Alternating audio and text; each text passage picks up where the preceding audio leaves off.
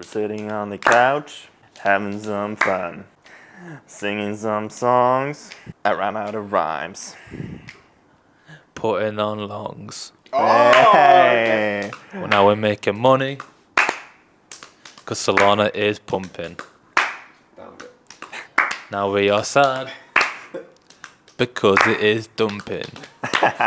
Yes, guys, and welcome back to the BrokeCast. It's episode 3, and it's a special one because we've got our first guest. And the first guest is... Mats, a.k.a. Ragnar. Nice. Okay, so we've already bigged Mats up last week. Obviously, you heard me speaking about him and his YouTube automation stuff.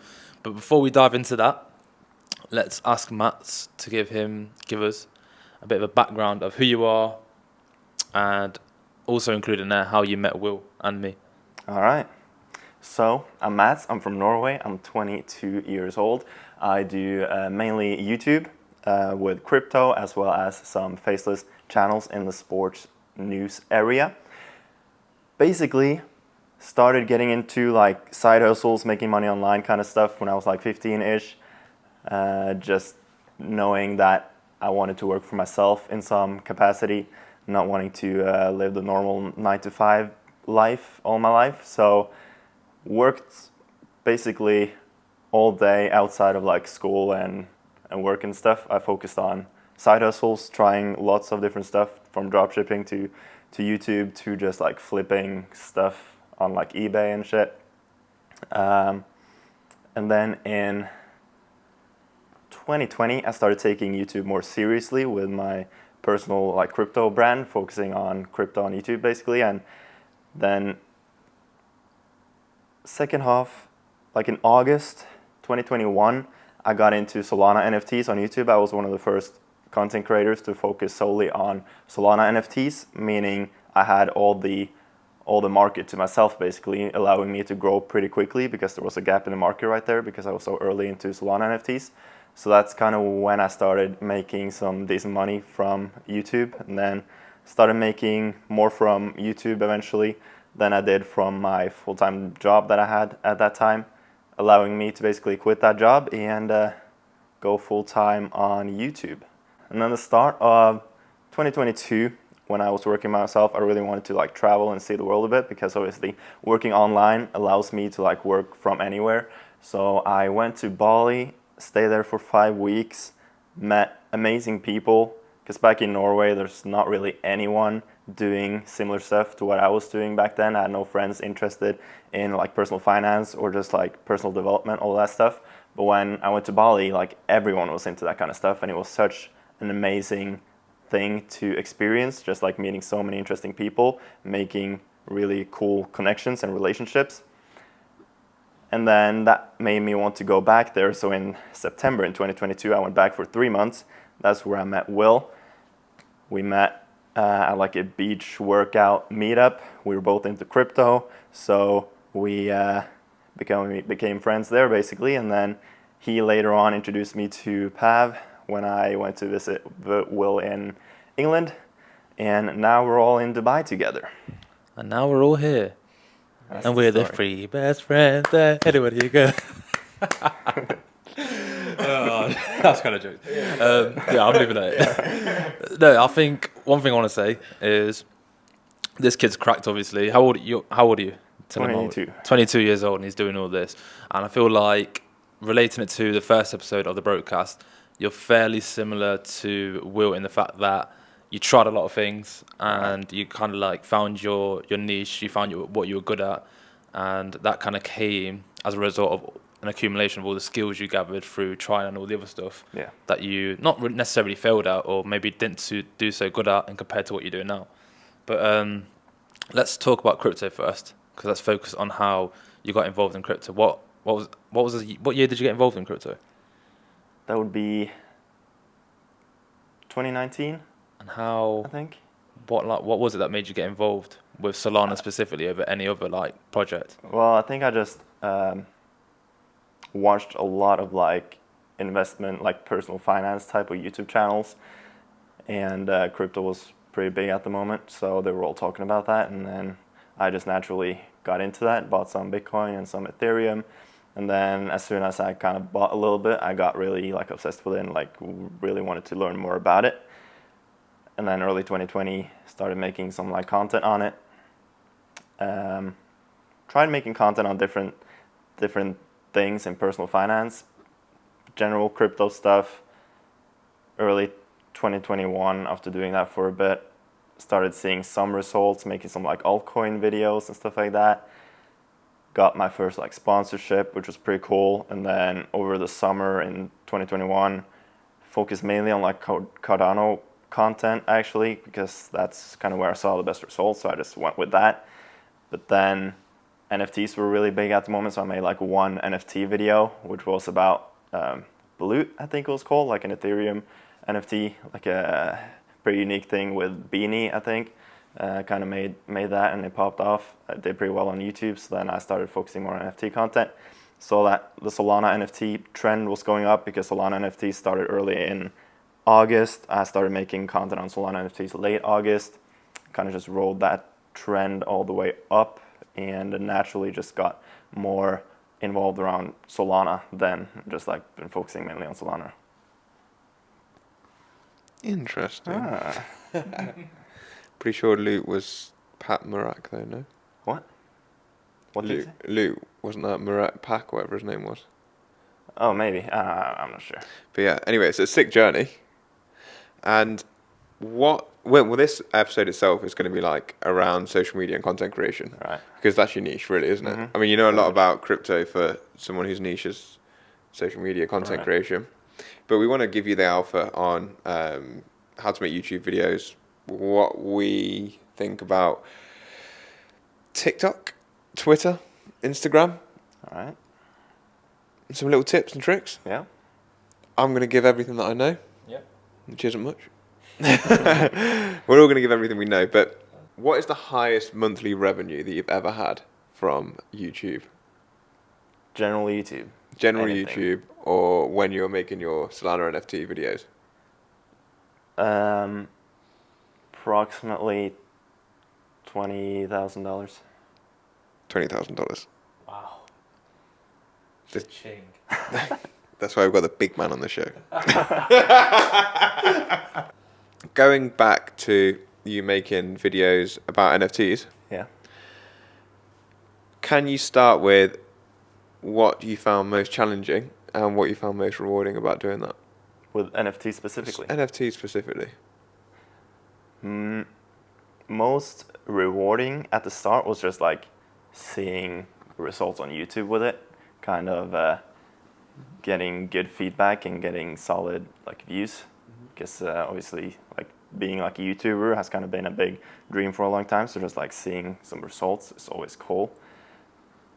Biggest challenge after starting to grow on YouTube with NFT content is definitely kind of all the money being thrown your way with like NFT sponsorships, kind of trying to sort out all the bad stuff. Because at the start, when you're just starting out, getting some views, and you start getting some sponsorship opportunities, you're like over the moon with it, and it's very easy to take that easy cash basically and just promote whatever. So I certainly promoted like not the best projects at the start, but I learned with time to say no to like 95% because they're most trash, and you don't want to build a bad relationship in the space if you want to be here long term. So that's definitely the hardest part with that. And I think like that's actually a really good thing to take into consideration with anyone creating any social media channel, especially around crypto. Anything to do with finance or anything like that. People got a lot of money and they throw a lot of money at you. And you've got to not be tempted by the bag if you are interested in your community. But as you said, like I made that mistake personally very early on. You've made that mistake early on. I feel like a lot of content creators make that mistake, but it's about like what you do after that, which makes you a good or a bad content creator, in my opinion. Right. Yeah. And so yeah, if you want to, have you got any more questions around this topic area? No, I don't. But I do have a question for you, Mats. Yeah. what advice would you give to someone who's starting off on YouTube and they're not seeing, or let's broaden that into just content creation. They're not seeing many views. What tips would you give to that person? Yeah, go on. Biggest tip would be to make content around something you're interested in, but also something that actually has potential to like become something. Because if you start making content on some weird little niche that has no viewers, then obviously you will never really build an audience. So you want to mixture of like something you're interested in and something you're good at, but also something that people actually want to watch and something that there is a lot of interest for. Mm-hmm. And then it's just all about creating consistent content and just making sure you improve every time, trying to always learn something new, because there's always ways to improve your content, make it a little bit better each time. And if you do that over a long enough period, you are gonna get pretty good with it. And you should also try to learn like the back end with like analytics, tricks on how to like grow on social media, because it's not only about like making actual good content. You also need to like know how to title content, make thumbnails on YouTube, put like tags in good SEO optimized descriptions. All of that back end stuff is also really helpful. So it's just the entire aspect, always just improving. Mm-hmm. Just a quick one into that question as well, because this is something you kind of taught me as well, and it's really interesting and super important, especially on YouTube. How important is analyzing your analytics? It's very important. Well, that's kind of where you see where to improve. Like when you see click-through rate, for example, on YouTube is super important. Click-through rate is basically the combination of your title and your thumbnail. How many people click on your video compared to how many people see the video. And the packaging of the video, which is title and thumbnail, is super important, because you can have the best video in the world, but if your thumbnail is ass and your title is ass, no one wants to click on it. No one will ever get to see the best video in the world. So it's super important. Also, like retention on YouTube is quite important. Basically, how long people view your video on average. On YouTube, especially, you get like a really detailed graph on like when people click off your videos, etc. So you can like really dive in and see like what specific parts of your video where people click off, and try to figure out like why. Make sure you don't do that mistake in the next video. Things like that, really. Yeah. So, for someone who's just starting out on YouTube, and knowing that that's one of my weaknesses as well, Right. can you give me, this might be quite difficult, but can you give me your best 3 tips for thumbnail formations and title formation for a video, if you're saying that that's important for a YouTube? Right. Okay, yeah, this is quite hard. It's very different from niche to niche. Some niches, certain thumbnails or thumbnail styles are very different to like other niches. But for thumbnails, I'd say keep them pretty simple. Don't like put too many aspects into your thumbnail. A good like key rule is to have like 3 or 4 main like, what do you call it? Focus points. Yeah, focus points. 3 or 4 key focus points. That could be like one person, it could be text, and it could be like a picture or so. There you have like 3 main focus points, and then just like a background. Keep it pretty simplistic, but also try to don't give away the entire video in your thumbnail and title. You want to create curiosity. I think curiosity is the best word to keep in mind when making titles and thumbnails. You want to create curiosity with the audience and the people scrolling past your video. Make them curious so that they actually want to know more about what's going to happen in that video. With the title, try to not make it like too long. I think YouTube allows up to 100 characters, but probably try to keep that no more than like 60, 70 maybe on the high end. I like to keep mine between like 40 to 60 maybe, but also keep that fairly simple, easy to understand, but also add curiosity into the title as well. Right, Matt. Now, YouTube automation. Yeah. Okay. So this is your main stream of income right now, yeah? A lot of people have made a lot of money on YouTube automation, but it's not as easy as these gurus make it out to be on Right. YouTube, right? When did you get into YouTube automation, and how long did it take you to truly like master the algorithm and get your winning formula sorted? But first off, what is YouTube automation? Yeah, I was Yeah, gonna you should probably explain say that first. that. Basically, YouTube automation is where you as a person don't actually make the content. You're kind of the back end person instead. So you run the channel, you manage the channel, but you have freelancers create the content for you. There's 4 main freelancers you want to get to run a YouTube automation channel. It's a script writer to make you the script. You'll basically come up with a video idea in the niche you decide to go into. You'll send that video idea with like a brief description to the script writer. He'll make you a script. That script gets sent over to a voiceover artist, who's the second freelancer you want to get. He records the audio for the video. The audio in the script gets sent over to a video editor. He adds some clips and animations, stuff like that, onto the audio, makes it into a proper video, and then you have a thumbnail artist that creates the thumbnails. You get sent all the finished content, and your job is to manage the channel, upload the video, and then obviously take the profit that you make after you've paid your freelancers. Where do you find these freelancers? I normally use Upwork. You also have places like Fiverr. You have YouTube Jobs, which is a platform for freelancers on YouTube. I think you have different places to get them. You can also use like LinkedIn if you want like really professional people. That's where I normally find my people. I usually use Upwork. Nice. What was the What- question? I forgot what the question was now. It was. A lot of people making a lot of money from YouTube automation. Yeah, so a lot of people making a lot of money, but Yeah. like I said, it's not as easy as these gurus make it out to be. In fact, let's quickly go to this question first. What's the biggest lie that all these YouTube automation gurus tell their audience? This is a pretty tough question. Yeah. Not trying to make you say anything bad about anyone Nah. specific, but obviously you must have come across these like YouTube ads as well, like everyone else has Yeah. recently, about YouTube automation, how X, Y, and Z makes this amount of money a month, Yeah. and how easy it is. What do you think the biggest like lie that they're saying?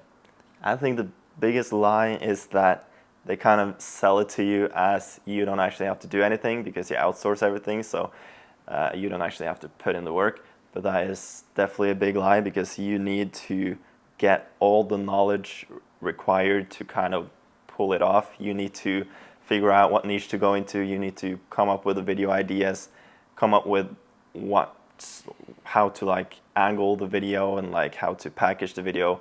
You need to tell your freelancers specifically what to do. Like they don't just come up with magical scripts and video ideas by themselves. You need to actually really detail. You need to give them a really detailed description of like how to create this video. And then you just need to know what you're doing, really know how to manage teams as well. You need to keep really good relationships with freelancers because you would want to work with them long term.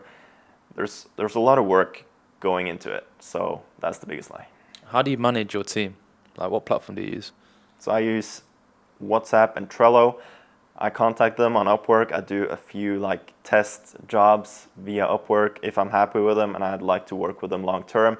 I bring them over to WhatsApp first of all. That's where I talk to them on a daily basis. But then we also have Trello, which is like a place where you create like job boards. You put all the freelancers into this job board where you put the different video ideas and all the like files required to create this video, all the detailed information, and the freelancers can kind of work together in this job board on Trello. Nice. Got any questions? Yes. Hello, Matt. Oh, hey, Will. How are you?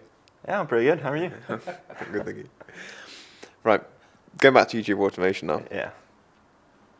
If you were new to YouTube automation completely, Mm-hmm. or YouTube itself, what tips would you give to somebody just starting out in their YouTube automation journey? We'll just keep it to YouTube automation specific. I'd start off by trying to just learn as much as possible about YouTube automation. There's so much good free information on YouTube specifically. So I'd watch a lot of content and take notes, make sure you kind of get a good idea of like how to run successful channels. Then I would make sure to not rush into anything. Do not rush with finding a niche. Do not rush with finding a team when you're just starting out, because those are probably the two most important decisions you're gonna make. If you don't spend enough time doing niche research and you just go with the first niche you find, you're kind of screwed right off the bat, instead of actually taking your time to do proper research, which just gives you a way higher chance of success. So take your time with those things. Try to study other successful channels in the niche you decide to go into. There are tons of really good faceless YouTube automation channels out there, so just figure out why they're doing so well and why bad channels are not doing so well. If you actually find some bad channels and good channels in the same niche, you are very likely to find some major differences between the good channels and the bad channels. Figure out what those differences are, what makes the good channels successful, and just do something similar pretty much. Yeah, that's good. And I think that's a good tip as well. Like, you don't have to necessarily reinvent the wheel. Nah, If you find a good niche and you can create good videos, use other people for inspiration. yeah, I definitely. think that's a good tip in any content in general, actually. And like, if you relate that to like something like TikTok, which I think we're going to talk about in a bit, if you relate to something like TikTok, they actually have websites now where you can like search for your specific niche and see what's performing well at the time for your specific niche, and like that goes with YouTube or any type of content creation in general. That's a good tip across the board. But so Pav said, what is something that's like the biggest lie? And I want to ask you, what, like, is YouTube automation still profitable? Like, there's a lot of people talking about it right now. Is it all a scam, or is it actually possible to build revenue from that? No, it's definitely not a scam. I mean, everyone knows that YouTube works. Everyone knows you can make money on YouTube if you get enough views, and you can easily go onto YouTube and find these faceless channels pulling millions, if not hundreds of millions of views every month. So like, it's really obvious that it works if you're able to create good content. So it's definitely not a scam. We know some people doing that, don't we? Yeah, we know. We made some friends and connections in Bali, for example. Last year, me and Will, people making 6 figures a month, literally 19, 20-year-old people making 6 figures a month from this business model. So it definitely works. Okay, AI. Do you use any AI techniques in your creation of your videos? Personally, I use ChatGPT a lot for idea generation, basically help me with video ideas. Also, I use it to make my YouTube descriptions normally. I also use Midjourney to create some thumbnails on my most recent channel, for example. I used it to make that thumbnail, and I will probably use it to make more thumbnails moving forward, because it's pretty good in that niche. In some niches, Midjourney aren't like as good for thumbnails, but it definitely works pretty well in certain niches. Those are the 2 AI tools I use, but a lot of people are starting to use 11 Labs for voiceover, because they're starting to really sound like real humans. So 11 Labs is also a really good one. So if you don't have a massive budget, you definitely want to incorporate AI as much as possible, because it's a really good way to lower your cost by not having to use a separate, like a real human voiceover artist. You can use 11 Labs.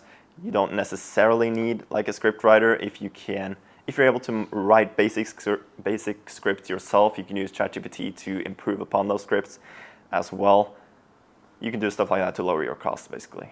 Yeah, the reason I'm asking that is because I watched a couple of YouTube videos like fairly recently about people doing YouTube automation completely with AI. Do you think that's plausible? And just because I don't know if maybe that the human aspect of it, of you self-managing like actual experts in a specific field, whether it be script writing, voiceovers, do you think AI is at the stage right now where it can compete with like your method of doing YouTube automation? No, definitely not. How long do you think it'll take for it to get to that stage? It's so hard. AI is moving so quickly. You never know what will happen next, so it's so hard to tell. But in a few years, it could definitely. Well, I don't think in a few years actually they will be able to create like proper YouTube videos, especially with like the editing maybe. but eventually it probably will happen. But right now, I don't think you can use only AI to create really good YouTube videos. I think a really good script writer definitely makes better scripts than most AI tools. There, you can still hear a bit of a difference between AI voices and a good human voice, even though that's getting really, really good. The video editing part is definitely the biggest weakness with AI. There's not really a really good AI editing software that puts together clips and that's able to like listen to the audio, put in relevant clips, and actually make the video flow well with that. But thumbnails, obviously, with Midjourney are also getting pretty good. So, yeah, that's my thoughts. Okay, so now alpha time. Alpha time on social media platforms. Obviously, we've got a TikTok connoisseur and now Twitter/X connoisseur, another X connoisseur, and YouTube connoisseur. So we've got a lot of platforms to cover here, and we'll also mention Instagram, kind of, but maybe not so much because we kind of think it's slightly irrelevant, and we're going to tell you why. We'll start off with Twitter. So, Mats, how many Twitter followers do you currently have on your It's Ragnar account? 23,000 at the moment. Okay, and how did you get so many Twitter followers? Like, what technique did you adopt to grow and scale your Twitter? So I got most of my followers during the Solana NFT bull run because there was a massive whitelist meta. These projects were handing whitelists to influencers wanting to do like whitelist giveaways and stuff. So it's not too exciting, but most of my followers are probably from whitelist giveaways. It works, though. Yeah, it works. It does. I mean, giveaways, it's a very popular technique people use to grow their brands. Maybe not so much anymore. I feel like they're more of a thing. Yeah. Maybe because it's not the ball run anymore. It's Yeah, not. They will come back, yeah. Yeah. But they're effective because everyone, like followers, they want as much as they can get from whoever they follow for free. Yeah. So obviously, if you can give, it's the same with information really. Like obviously, when Will makes like a thread on Twitter or a video about technical analysis on Twitter, you're providing value to them. So any way you can provide value to your followers, I think, is the main aim in the game with any social media platform. Yeah. Now the only problem with that, in my opinion, is that it doesn't really give you like long-term loyal followers that leads to like long-term engagement as well. So that's like the problem with it. Like you have less followers than me, but you have way more better engagement than me, for example.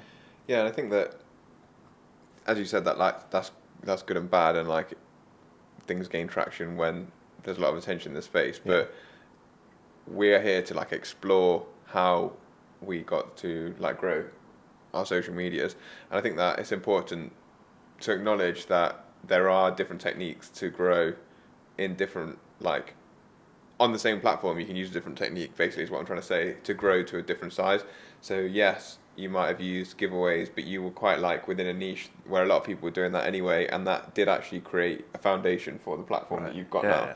So yes, you might not have had as many loyal followers and your followers might fluctuate from that, but for people out there trying to learn about social media in general, don't say no to things that might or might not drive traffic to you. So whether that's like giveaways like we're talking about there, like I did one giveaway and that actually got me like a few hundred followers. That was like way back when, but I was just, it's a really good way to start to bring some hype to your name. And like normally though, you can't get a giveaway unless you're someone in the space. So it's not like, that's true. So if I was just like, if I had no followers, like, I'm going to give away $10, like no one cares. Nah. But if I was like $100 or $1,000 or whatever, no one's even going to believe you anyway. Right. So you have to like build a bit of like a platform before you can do things like that. But it's definitely a good strategy to leverage that if you're looking to grow a social media account. Yeah, that's true. Okay, question for both of you. I don't know who wants to answer this. What do you think, again, question for people that might be watching this as well, what platform would you be focusing on right now? What do you think is going to be the next big social media platform? It could be an existing platform that could potentially overtake another one. What should everyone be concentrating their time on right now to grow? In my opinion, it all depends what niche you're in, what sort of content you're making. Expand.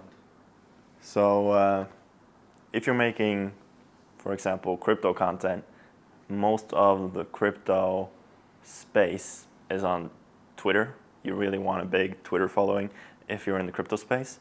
While if you want to be, per se, just make day-to-day vlog style content, you want to be on TikTok or YouTube maybe. So I think it depends, yeah. Yeah, I'd say I agree with that. Like, I'm of the belief, and this might not be true, that YouTube's going to have some sort of competitor soon that might be X. Like that might be what comes because X has started to like push revenue towards people who create content on their platform. But either way, like 2 out of 3 of the channels we just talked about, maybe now even 3 out of 3 will revolve around some sort of video content creation. So making good videos is going to help you on any social media platform.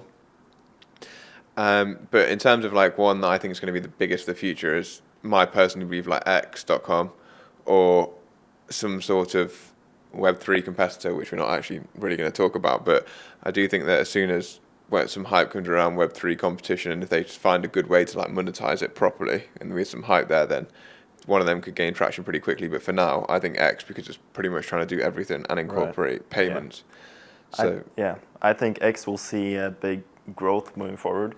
Personally, I don't think YouTube is going anywhere because YouTube has always been super generous with rewarding creators, and I think if they see big competition, they can easily just like juice that up even more and just start providing more value. And YouTube is so massive right now. I think it has, I don't know, like 2 billion daily active users or something like that, some crazy number.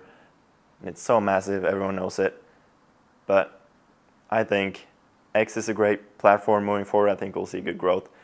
But I also think YouTube isn't going anywhere. So maybe YouTube and X would be the ones I would focus on. But yeah, video content is definitely the way to go in my opinion as well. But like,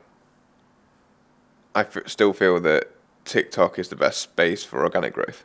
Right. Yeah, that's a good point. Like if you're starting from zero, TikTok's a spot, in my opinion. Like you have a chance of going viral on TikTok, and I mean that's pretty hard on YouTube or X unless you understand the algorithm. Yeah, I think I missed a part there because I agree. I think TikTok is a really good platform to get that early growth on, but long term, once you start growing an audience, Twitter and YouTube is definitely the best way to monetize it, and therefore I think that's the best long term play. But when you're starting out, wanting to see some quick growth, I think TikTok is definitely a great platform as well.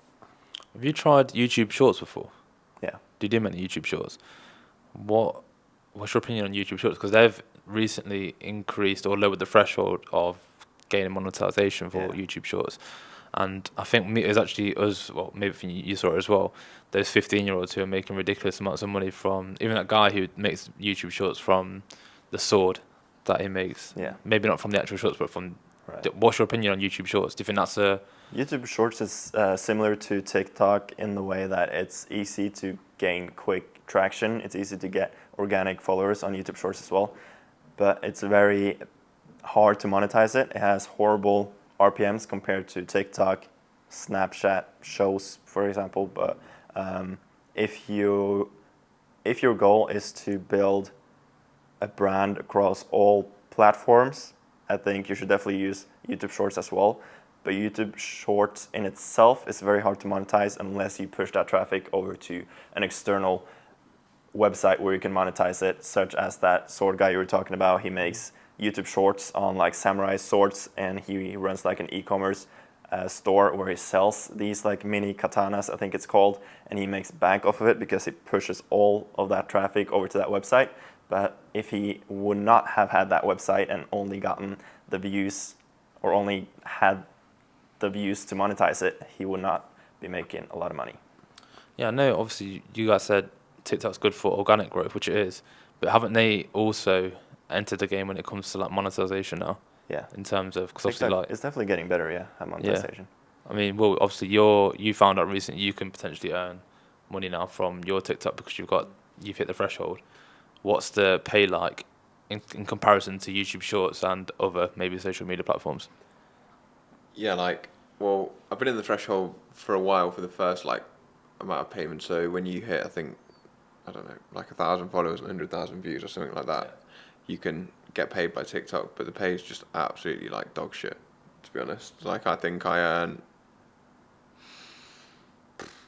think I probably earned like £100 or something off TikTok, and I've got like 85,000 followers and had like 1 million likes, and some of my views, like videos themselves, had like 2-3 million views, like just on one video.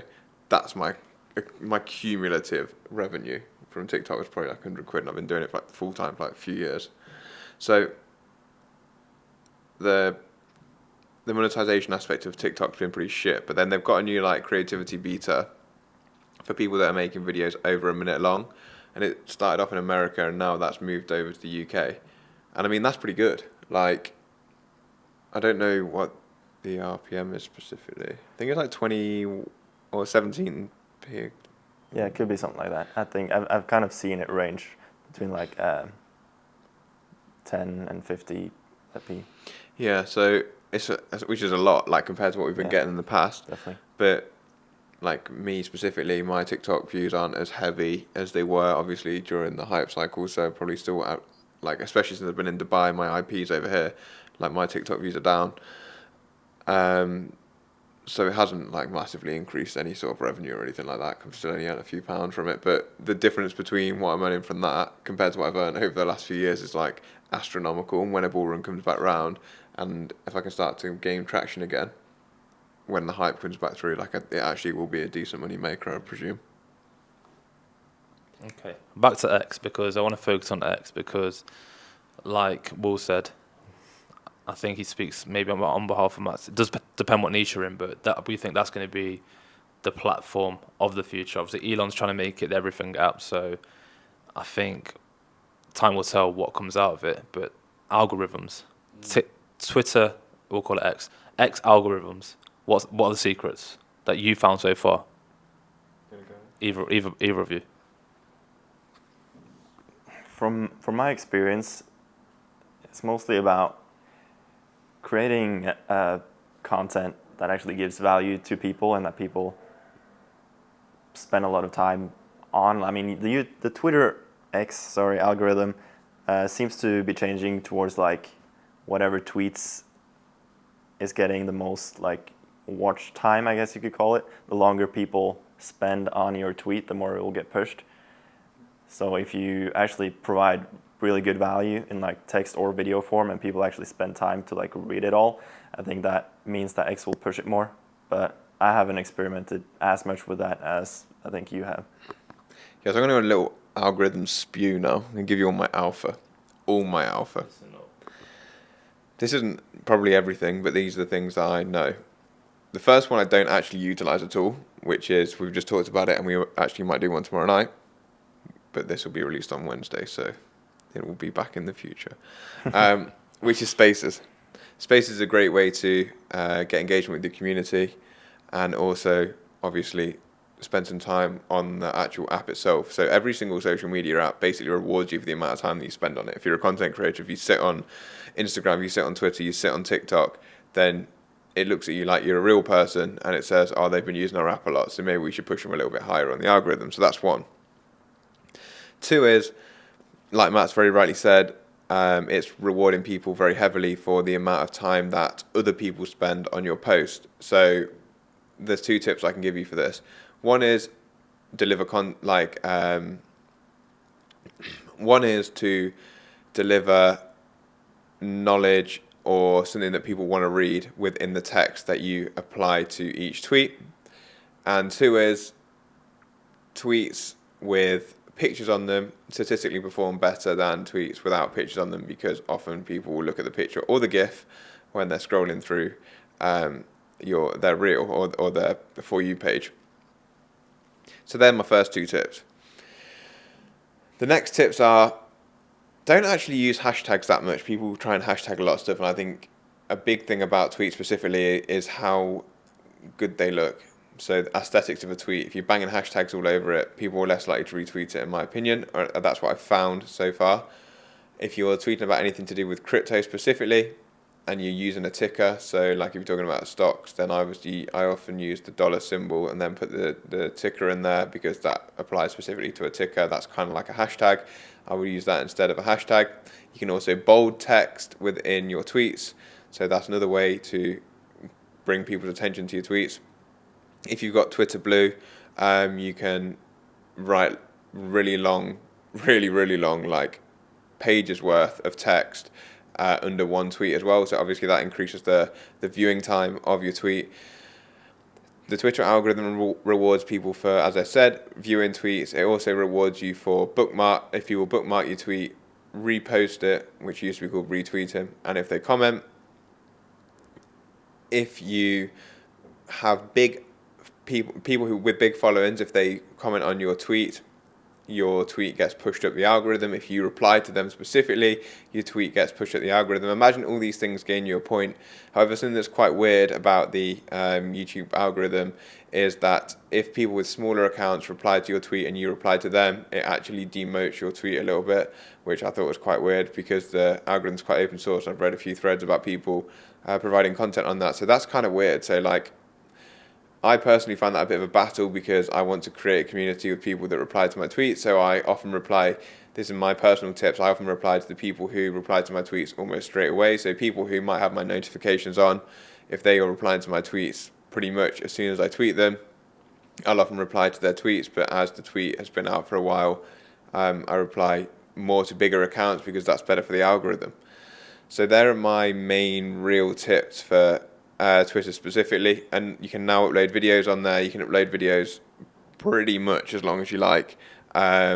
Another way to increase engagement, and just like any other platform, if you have a specific niche, if you tweet a lot within your niche, then you're going to create a following in that niche, and then as you create a following, it's like a perpetual cycle. The more people that follow you within that niche, the more likely they are to interact with your tweet, the more likely they are to retweet it, and the more likely you are to gain more followers within that niche.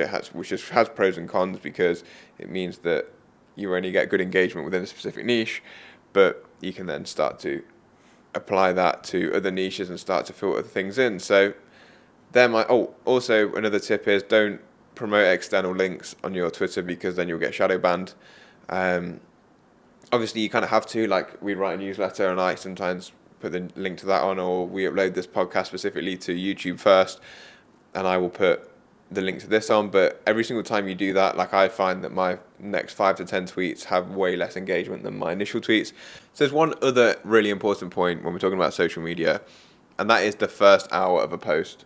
In that first hour, you want to be getting as many people as you can to be doing all the things that we've just talked about, whether that's like looking at your tweet, retweeting it, commenting, all these sorts of things. So whether that's people that you know, I know a lot of larger content creators, I don't personally do this myself, but they have like retweet groups or comment groups where they'll put their post in a group and then everyone in the group will reply to the tweet or retweet it. Same with videos, repost it, comment on it, like it, watch it, all these sorts of things. But if you're new to content creation, you can, if you want to, create multiple accounts and watch it on multiple accounts, comment on multiple accounts, get your family to do it, get them all to get notifications on, get your friends to do it. These are real things that help you when you're first starting out. But also don't be embarrassed about doing that and getting other people to comment on your videos. You want your close friends and your family to really help you out when you're first growing. Another thing that I would say is don't necessarily be controversial, but have something that people can sit on both sides of the fence on, because then people are going to discuss in your comments about your content. So like whether that's a specific niche, like for example, one of the reasons XRP videos get so much traction is because some people feel very strongly one way or another for it. So a lot of people will be super strong XRP holders and some people really just hate XRP. And those people will often have discussions in the comment section of your video, especially if you make an informative video. They'll be like, oh, that's not true. Oh, that is true. This is why that works. No, this is why it doesn't. And all these things bring extra eyes to your content. Yeah, definitely. And one more thing I want to mention, like when you're just starting out, it's really hard to get that first like engagement and those first few followers. What I would say, especially in the crypto space, it's like this saying, like be a reply guy, where you just go and reply to tons of like big creators, because it's a great way to get eyes on your account as well, especially if you actually add some like informative or controversial comments that actually get engagement from that big account's following as well. It's a great way to grow early on.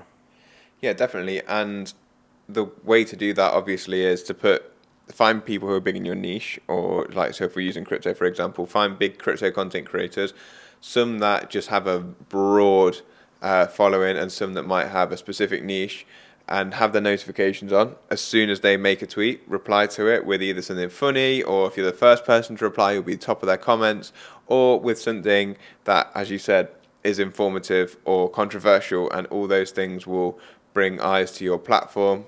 And then when people get pushed to your page, have some free information like in your bio about who you are, what you do, these sorts of things. And another tip I would say is don't change your display picture, your profile picture, especially for the first few months, because then people will start to associate that display picture. They might not remember your name, but they might see, oh, there's that guy that's replying all the time with that display picture, and then they'll recognize you next time you comment. The thing is, your picture is your brand, so you're trying to create a brand that people will remember. And if you change your picture all the time, you confuse your audience with what your brand is. So yeah, that's definitely a good tip. Yeah, just going back to your reply guy thing that you said, I actually watched a video very recently of Gary Vee, and he was literally saying that the best way you can grow any of your social media accounts right now is by commenting on other people's posts, because it's free marketing, basically. That's what he was trying to say. Yeah. And yeah, so if you know who Gary Vee is, he knows what he's talking about. So I think we want to speak about TikTok briefly now. Tips and tricks for TikTok, i.e. hashtags, sounds, and using other content creators as inspiration. What are we saying about that? So personally, I don't have much experience with TikTok. I think you guys are better talking about this. Will knows a lot. You're really good with editing short form content. So I guess you guys take this one. Yeah, I was going to spew off a few different things that can give you a bit of a structure if you're first ever making TikToks. The first thing I'm going to say is, just like any social media platform, and I think it's the same rings true to YouTube, Twitter, and Instagram, is volume of content. As long as the content's decent, is always going to put you higher in the algorithm. As I said earlier, the algorithm rewards you for using the app. So if you're on that app for a long time, you're going to get pushed at the algorithm. So my advice, if you really want to grow a social media account, TikTok specifically, 3 to 5 videos a day, every day, consistently for a long period. Do 3 to 5 videos a day for 3 months, and I guarantee you'll see some sort of growth. If you're not seeing some sort of growth, then you've got something else fundamentally wrong, and that may be the actual content itself. You need to be providing some sort of value. But if you provide some sort of value, 3 to 5 videos a day for 3 months, you will start to see some sort of growth. Obviously, you'll learn more about editing and stuff there as well. But the thing that I'm then going to talk about, and Pab's going to go into this a little bit more detail in a minute, is a hook, which is in the first few seconds of the video. Really, it differs between TikTok and Instagram, but as soon as someone scrolls onto your video, you need to be engaging them, whether that's with a noise like I just made there, a click with my fingers, whether that's me moving around. And as I said, Pab's going to go into this in a minute.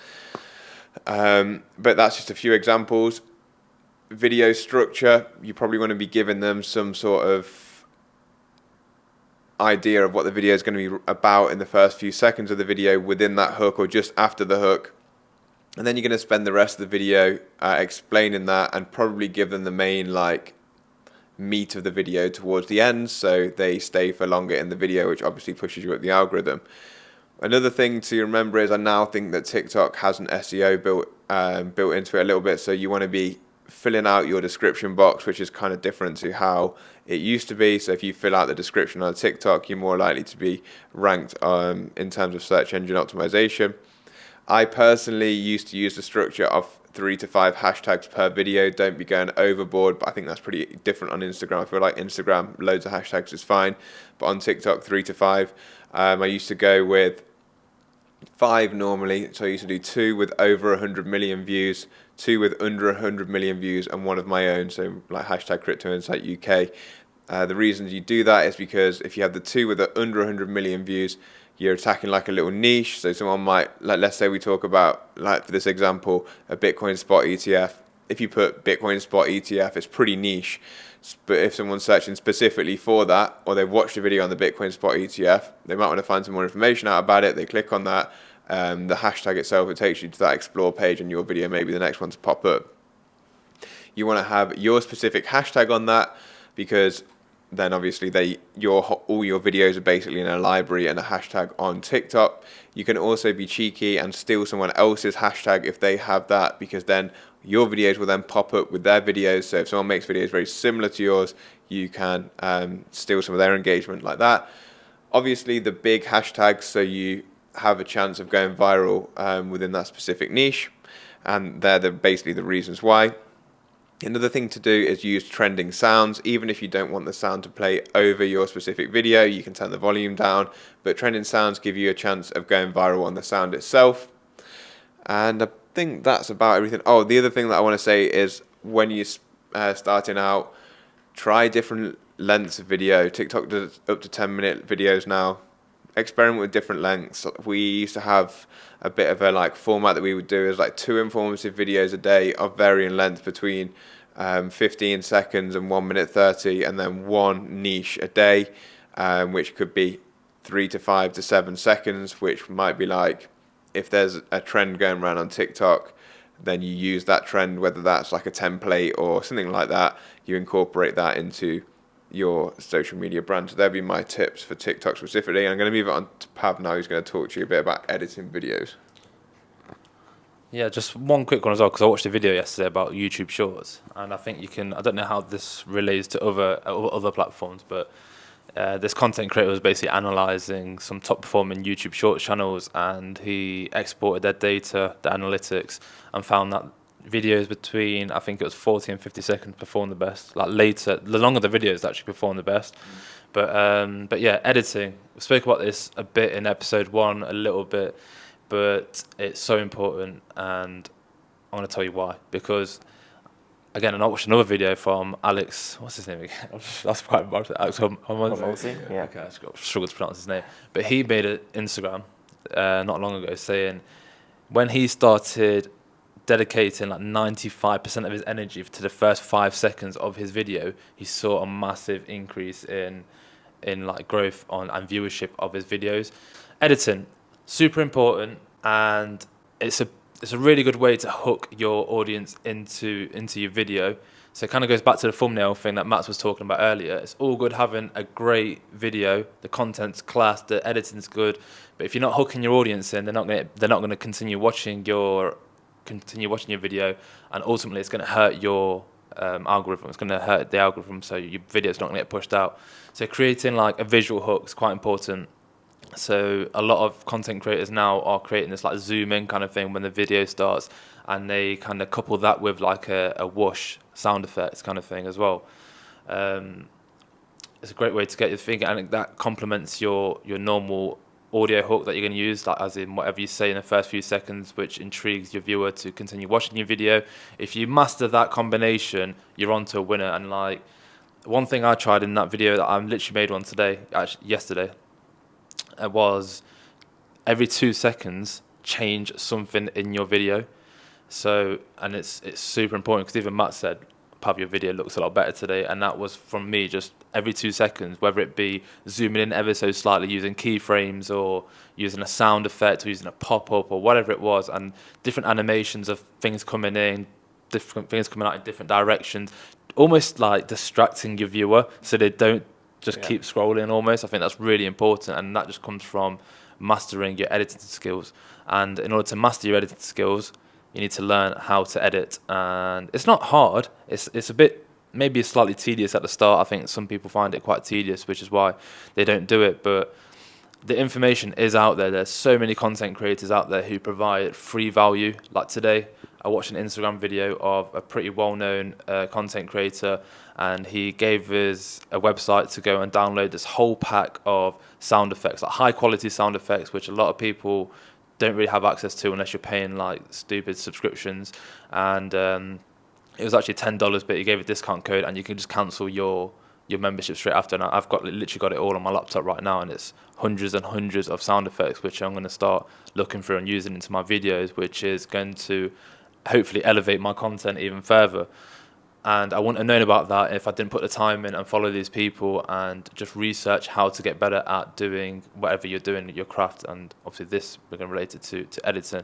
But yeah, overall, editing is really important. I think when I see a content creator who has really good editing skills and high quality videos, I instantly follow them because I want to learn how to do it. So when they kind of implement a new strategy almost into their videos, whether it be like a visual hook at the start of the video, the way that they transition in, like for example, there's that trend going around at the moment when people like click and they're just into the frame kind of thing. Again, I can't remember his name. I think it's like Cole Shakur or something like that. I'm going to pop up his social just in case. But he made that famous, for example. And if you got onto that early enough, people would just click onto your video like, well, as they're scrolling, you've instantly caught their attention before it becomes mainstream. So it's just staying up with trends. I think that's the thing, isn't it?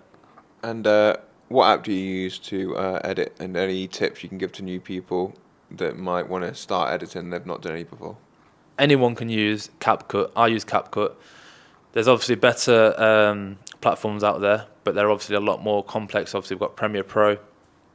I don't know how expensive Premiere Pro is, but that comes with a price tag, and it's a lot more complex. And yes, you can probably do a lot more with that platform in terms of making your videos look slightly better, maybe. But if I'm honest with you, CapCut does. I know I can see who uses CapCut in the content creation world. No matter what niche you're in, I can tell by the way that the filters are using, the presets are using. You can tell what app they're using, and a lot of them are using CapCut, and it's free. So again, it kind of comes back to what we were saying in episode 1. If you do want to make content, everything's out there for you. You've got the information, you've got the platform, and you've got the information which supplements a platform. And like I said, it's free, so you've got access to it. But yeah, CapCut, in terms of tips, just learn on YouTube, like I said in episode 1. Maybe if you wanted to get the pro version, it comes at a little bit of a price tag. It's like $10, but again, it depends how much you care about the quality of your video. I do personally pay for it because you get certain perks with it as well, and it makes your videos look that extra bit professional. So you might as well go the extra mile if you're investing that much time into learning how to edit. Any other tips? Try and do something that associates your editing with your brand. So whether that be a color scheme you're using, I feel like that's quite important. I don't really actually do it too much, but I'm trying to do that a lot more with maybe certain subtitles. Again, Alex Hormozy, he uses certain captions at the start when he first started to blow up. Now there's literally AI websites which I use, like Submagic, for example, which have his template on there because that's his brand and everyone else wants to copy it. But again, it's also very important to differentiate yourself from these mainstream content creators as well, and try and think outside the box to make your videos look slightly different. It's hard to do, but try and think outside the box. Yeah, I also want to add on what you talked about with a hook for like TikTok short form content. That also relates over to YouTube with long form content in the YouTube world. I didn't really talk about that earlier, but we usually talk about like the first 30 seconds of a YouTube video. That's called the hook for a long form video. You really want those first 30 seconds to really capture the attention of the audience and make them want to stay through the entire video. And you also want to link the first 30 seconds somewhat to the thumbnail and title. Like if your thumbnail and title says one thing and then you start talking about something completely different in the first 30 seconds of the video, people are very likely to click off. So focus a lot on the hook of long form videos as well. Yeah, and finally another little tip that I haven't commented on, I don't actually do very well, specifically for short form video content and picture accounts, so whether that be Instagram, but now actually TikTok, you can upload pictures as well, is to have your background of your page specifically really aesthetic. That can kind of go over to Twitter as well, so whether that's your display picture and your banner, have that displaying the information you want, have a certain color scheme like Pav said, have your bio and description pretty easy to read so people can see what you're about straight away. They land on your page. Do they know what you're trying to talk about? Do they know where they can find more information about you? Is it clear and concise? Have you punctuated that well? Have you set it out in a very aesthetically pleasing manner? Then going down to Instagram, something that Pav does pretty well. Have you got thumbnails for your videos? Does it look aesthetically pleasing if you're scrolling through? And the same for TikTok. That's why something like a colour scheme can be pretty good. It's something that I'm actually really, really poor at, and definitely would increase at least the professionalism of the page if you land on a page like that and there's an aesthetic display of your whole work so far. But I think we'll go ahead and wrap the social media masterclass up right there. Hope you guys gained a bit of value from that. We covered quite a lot, and I think there's some good tips. Yeah, I think there's a lot of value in there. There was a lot of value. Beginner, yeah. Yeah, so any aspiring content creators out there, make sure you're taking notes on that video. And next week is another special episode. And again, we're going back to crypto because me and Will are going to be discussing cash out plans for the assets we hold and just giving general tips for whatever makeup your portfolio is. Have cash out plans in place, and we'll just give our tips and what we're personally doing and how we're executing our plans as well. And what we're looking at in the future. I'm going to just give a few very, very basic guidelines to what I think a portfolio structure might look like, depending on what risk management that you want and how much risk you want to take in your portfolio, and go into things that we talk about. So basically everything we do on this podcast is just things that we talk about day to day. So like, for example, Max is a young guy, he's intelligent, and I say to him he should be taking max risk. It doesn't mean that everyone else out there should be taking max risk, but for someone who's young and ambitious, max risk comes with potential of max reward. If you sit on the sideline and don't take risk, you can't get max reward. So that's it. Something to think about. And the opposite, if you're like elderly and you have people relying on you or dependents, you want to be taking less risk, because if things go wrong, you're basically the breadwinner for everyone. But if you're young and you're only looking after yourself, you've got cash, you've got the opportunity to take a lot of risk, because if everything goes wrong, you can just start again. Basically, and that's how I'm going to talk about and give you guys some ideas of how to structure portfolios if I was in different positions. Yeah, so you got a lot of alpha coming your way in regards to that. But yeah, we're going to wrap it up. I hope you guys enjoyed the episode, and until next week, we'll catch you guys later.